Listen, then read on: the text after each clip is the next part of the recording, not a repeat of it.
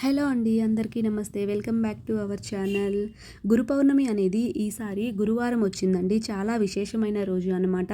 గురువారం టెంపుల్లో పూజ అనేది ఎలా చేసుకోవాలి, గురు పౌర్ణమి సందర్భంగా విశేషమైన అలంకరణ, బాబావారికి సువాసన భరితమైన పూలు, కొన్ని లక్ష పూలతోటి స్వామి బాబావారికి అలంకరణ, అలాగే అభిషేకం అయితే జరిగిందండి. మీకు చూపిస్తాను. అలాగే దత్తాత్రేయ స్వామికి శనగల మాల సమర్పిస్తే చాలా మంచిదండి. అది మొత్తం ఎలా ఏంటి మేము ఎలా చేసామనేది మీకు చూపిస్తాను. అలాగే బాబావారి పల్లకీ సేవలో కూడా మేము పాల్గొన్నామని అది కూడా చూపిస్తానండి. వీడియో స్కిప్ చేయకుండా చూడండి. ముందుగా అయితే ఈవినింగ్ వెళ్ళామండి మేము టెంపుల్కి. 6 గంటలకి మనకి హారతి ఉంటుంది కదా, బాబావారి హారతి. ఆ టైంకి అయితే మేము వెళ్ళాము. హారతి తీసుకోవడానికి కూడా ఖాళీ లేదనమాట. అంత రష్గా ఉన్నారు జనాలు, చాలా పెద్ద క్యూ ఉండే అనమాట. బయటే నిలబడిపోయాం మేము. ఇంకా హారతి తీసుకున్న తర్వాత ఏంటంటే ముందుగా మేము ప్రదక్షిణలు చేసుకొని దుని ఉంటుంది కదా, అక్కడైతే దీపం వెలిగించానండి పిల్లల చేత నేను. ఆ తర్వాత ప్రదక్షిణ అయితే చేశాము. చూశారు కదా టెంపుల్ మొత్తం ఎంత రష్గా ఉందనేది. చాలా అంటే చాలా మంది ఉన్నారు. బయట నిలబడిపోయాము. బయట వరకు పెద్ద క్యూ ఉండే.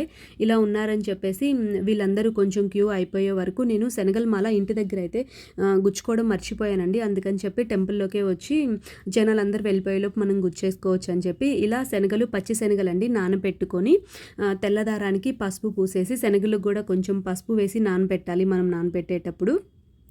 ఆ తర్వాత ఇలా దండలాగా గుచ్చుకోవాలండి. దాన్ని మనం దత్తాత్రేయ స్వామికి సమర్పిస్తే చాలా మంచిదనమాట. గురువు అంటే పసుపు అనేది గురువుకి ఇష్టము. సో మనకి అన్ని గ్రహాల్లో గురువు గ్రహం అనేది మనకి గురుబలం అనేది ఎక్కువగా ఉండాలి. పిల్లలకి జ్ఞాపక శక్తి, చదువు, తెలివితేటలు ఇలా ఉండాలి అంటే గురువుకి ఎక్కువ ఆరాధించాలి అని చెప్తారనమాట. దక్షిణామూర్తి స్వామి, దత్తాత్రేయ స్వామి ఇలా అనమాట.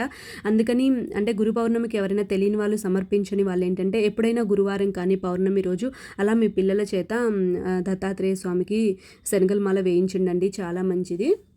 సో చూశారు కదా, బయట అయితే పల్లకి రెడీ చేస్తున్నారండి బాబావారి ఊరేగింపుకి, పల్లకి సేవకి. లోపలైతే మేము ఇంకా కొంచెం ఫ్రీ అయిందనమాట, అందుకని దర్శనానికి అయితే వచ్చాము. చూశారు కదా టెంపుల్ మొత్తం ఎలా డెకరేషన్ చేశారో.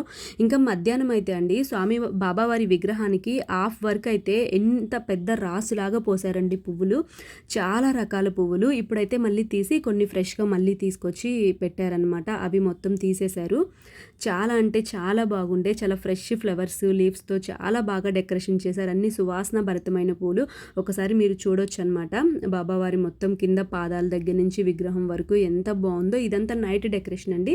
మధ్యాహ్నం ఇంకా బాగా చేశారనమాట. సో మేమైతే ఇంకా దర్శనానికి వచ్చి దండం పెట్టుకున్నాము. ఇంకా మనం రైట్ సైడ్ బయటికి వెళ్తూ ఉంటే ఇక్కడ దత్తాత్రేయ స్వామి విగ్రహం అయితే ఉంటుందండి. నేను గుచ్చిన శనగల మాల అయితే మా పిల్లల చేత నేను స్వామివారికి అయితే వేయించాను. చూశారు కదా, ఇద్దరు రైట్ హ్యాండ్తో పట్టుకొని ఒక దండని ఇద్దరు వేశారు. ఇలా వేస్తే చాలా మంచిదండి. ఇంకా తర్వాత పల్లకీ సేవ అయితే స్టార్ట్ అయిందండి బయట. మేము ఇంకా బయటికి వెళ్ళాము. చూశారు కదా, అందరూ చేయొచ్చండి సేవ అనేది. మనం తలా కొంచెం సేపు అనమాట. అంటే ఒక్కొక్కరు 2 minutes 3 minutes అలా అందరి చేత మొయ్యనిస్తారు పల్లకిని. నేను కొంచెం దూరం మోసాను. ఆ తర్వాత మా పిల్లలు, చిన్నపిల్లలు వద్దు అన్నారు వాళ్ళు, కానీ మా వాళ్ళు వినలేదన్నమాట. అందుకని చెప్పి పిల్లల్ని కూడా కొంచెం దూరం అయితే మొయ్యనిచ్చారు. ఆ తర్వాత నేను బ్యాక్ సైడ్కి వచ్చి మళ్ళీ పట్టుకున్నాను. వాళ్ళు కొంచెం సేపు పట్టుకోమంటే. చూశారు కదా, వీడియో నచ్చింటే సబ్స్క్రైబ్ చేయండి. Thank you for watching.